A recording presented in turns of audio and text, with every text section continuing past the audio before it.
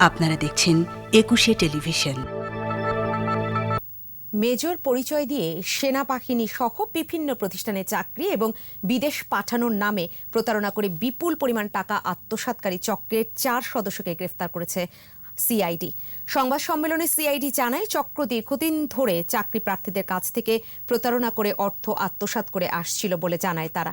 এই চক্রের একজন সেনাবাহিনীর অবসরপ্রাপ্ত সার্জেন্ট ছিলেন। তিনি মেজর পদবীর ব্যাজ পরিধান করে প্রতারণা করতেন। এ সময় সরকারি স্ট্যাম্প ও দলিল জাল করার উপকরণ সহ অন্যান্য সামগ্রী জব্দ করা হয়।